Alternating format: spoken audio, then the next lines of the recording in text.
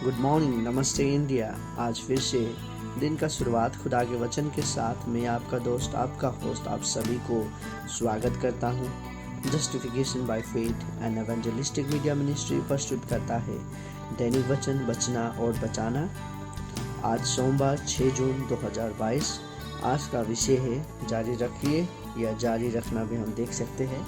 और वचन लिया गया है पहला कोरिन्थियों का, फर्स्ट कोरिन्थियन का पुस्तक 15 का 58। यहाँ पे इस प्रकार लिखा गया है, इसीलिए हे मेरे प्रिय भाइयों, दृढ़ और अटल रहो और प्रभु के काम में सर्वदा बढ़ते जाओ, क्योंकि ये जानते हो कि तुम्हारा परिश्रम प्रभु में व्यर्थ नहीं है। वचन पढ़ाई सुनाई पे खुदा बना आशीष करे। दृढ़ और अटल के बारे में हम आज देख रहे थे।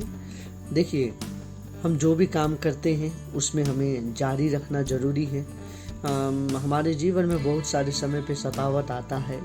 हम काम करते करते हम थक जाते हैं, या काम करते करते जब हमें उसका प्रतिफल मिलता नहीं है तो हम क्या करते हैं, हम वो काम को छोड़ना चाहते हैं, या हम उसे छोड़ के कुछ दूसरा काम करने के लिए कोशिश करते हैं। लेकिन यहाँ क्या कह रहा है, देखिए, हमें जारी रखना जरूरी है, हमें धैर्य रखना जरूरी है। हमें हमारे जीवन में, हम चमड़ी में बने हुए लोग, हम क्या करते हैं, हम बहुत सारे समय पे हमारे अंदर पे धैर्य होता नहीं है, जिसके कारण हम कामयाबी के पास होते भी कामयाब नहीं हो पाते हैं। देखिए, हमें धैर्य रखना बहुत ज़रूरी है। जैसे कि हम कुछ सीखते हैं, जैसे कि हम इत्यादि कुछ सितार बजाना, गिटार बजाना या गाना गाना, या हम पढ़ाई के लिए, हम जब भी पढ़ाई करें या कुछ चीज़ सीखे, पढ़ाई करते हैं, हम पहला कक्षा में हम भर्ती होके अगली ही साल हम 10वां कक्षा में नहीं पहुंच जाते हैं। हमें समय लगता है हमारा पढ़ाई को पूरा करने के लिए। उसी प्रकार से जब हम देखते हैं, और संगीतकार को भी जब सीखना पड़ता है, वो संगीतकार एक ही दिन में अच्छा सुर या अच्छा ताल में गाना नहीं लगता है, उसे भी समय लगता है उस सुर को समझना, ताल को समझना और इत्यादि रागों को सीखने के लिए समय लगता है। उसी प्रकार से हमारा जो जीवन है, हमारा जो नश्वर जीवन है, वो भी इसी प्रकार का होता है। हमें धैर्य रखना जरूरी है। जब हम धैर्य रखते हैं तो कामयाबी की ओर बढ़ते हैं। जिस प्रकार से एक गायकार धैर्य रख के सीखता है और अंतिम में वो अच्छा सुर और अच्छा ताल पे गाने लगता है, और जिस प्रकार से एक शिक्षक कक्षा 1 से लेकर कक्षा 10 तक जिस प्रकार से वो धैर्य रख के अपने जीवन को कक्षा 10 तक लेके जाता है, उसी प्रकार से हमारे जीवन में भी जब हम धैर्य रखते हैं, वो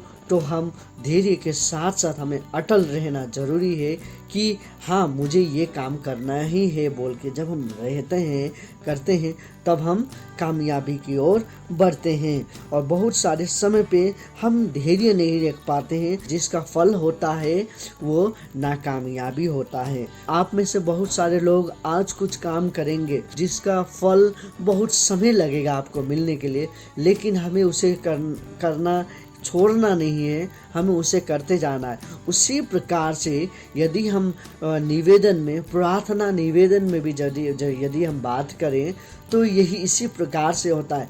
आज हम कुछ प्रार्थना निवेदन करते हैं खुदावन से, और वो निवेदन हमारा आज पूरा नहीं होता है, तो हम क्या करते हैं, प्रभु हमारा शब्द को, हमारा दुआओं को नहीं सुनता है बोल के हम निराश होके बैठ जाते हैं घर पे।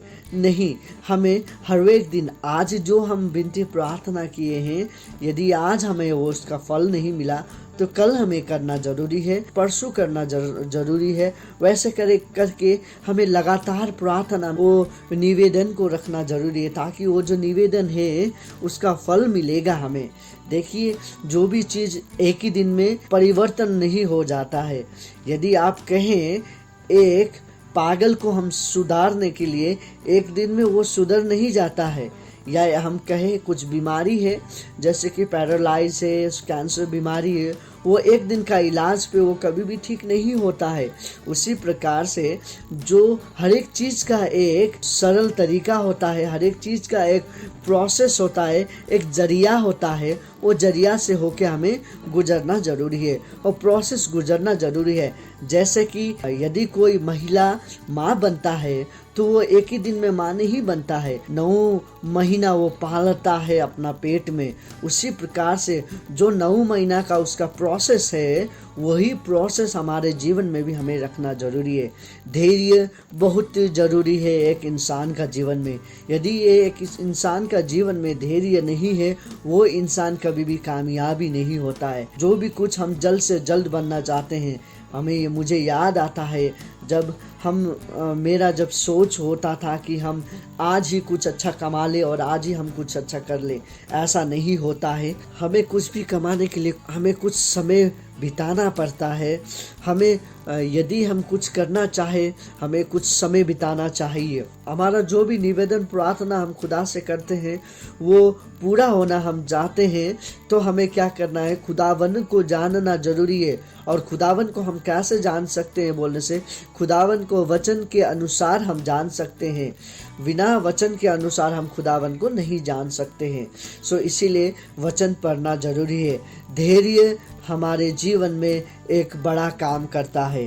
धैर्य और अटल हमारे जीवन में होना जरूरी है। हम जो भी करने के लिए ठानते हैं, हमें उसमें अटल रहना है। ऐसा नहीं कि आज यदि मैं कहूँ आज मुझे यहाँ से वहाँ जाना है, तो मैं जब तक अटल ना कर लूँ ये बात को कि मुझे जाना है, तो मैं नहीं जा पाऊँगा।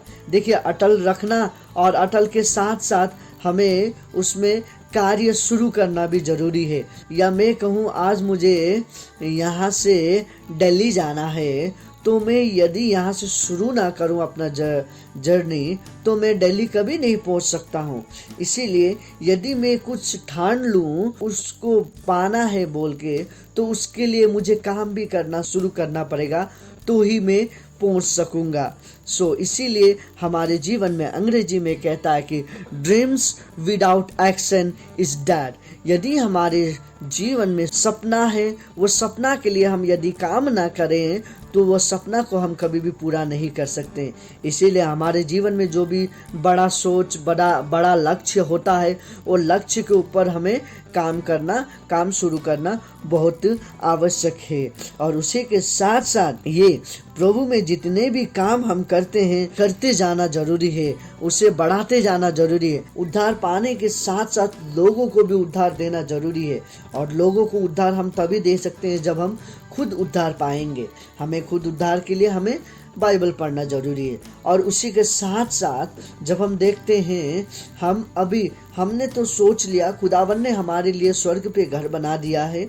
अब वो घर को पाने के लिए हमें जो प्रोसेस है उसमें जाना जरूरी है, जो कि हम हमारे जीवन में बहुत सारे इत्यादि काम करते हैं और प्रभु के लिए भी बहुत सारे काम, प्रभु के लोग बहुत सारे, फादरी है, पास्टर है, एवेंजलिस्ट है, मिशनरी है, ये सब जितने भी प्रभु के लोग हैं, आप जितने भी काम कर रहे हैं, प्रभु आप सभी को आशीष करेगा। आने वाले दिन में भी आप काम करते रहिए और यही अपने कामों पे आप अटल रहें।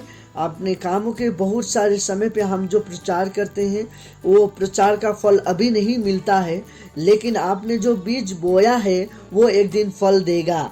और वो फल, चाहे वो फल को आप नहीं खा पाएंगे, फिर भी आपके नाम का जो उद्धार का मुकुट है वो आपको मिलेगा। प्रभु ने जो उद्धार का मुकुट हमारे लिए दिया गया है, वो उद्धार का मुकुट आपको पक्का मिलेगा। इसीलिए हमें अपना काम को जारी रखना है। क्योंकि देखिए, यहाँ पे जब ये पद का अंतिम में हम देखते हैं, यहाँ पे कहता है जो भी परिश्रम हम प्रभु के लिए करते हैं, वो परिश्रम कभी भी व्यर्थ नहीं जाएगा, उसका फल हमें मिलेगा। उसी तरीक़ा से खुदावन आपको और आपके परिवार को अच्छी तरीक़ा से चलाएं। और आपने जितने भी सोच रखे हैं, जितने भी आपने कामों को प्रभु के लिए आपने जो भी काम किया है, वो घर के लिए आपने काम किया, अपने मंडली के लिए काम किया, या लोगों के लिए, प्रभु के लिए काम करना का अर्थ क्या है। प्रभु का काम बहुत सारी चीजों में, हम जब बाइबल पढ़ते हैं तब हम समझ पाएंगे कि प्रभु का काम क्या है। प्रभु का काम देखिए, यदि आप एक नंगे को कपड़े देते हैं वो भी प्रभु का काम है। कोई इंसान को आप मदद करते हैं वो भी हम प्रभु का काम कह सकते हैं। भूखे को आप खिलाएंगे तो प्रभु का काम कह सकते हैं।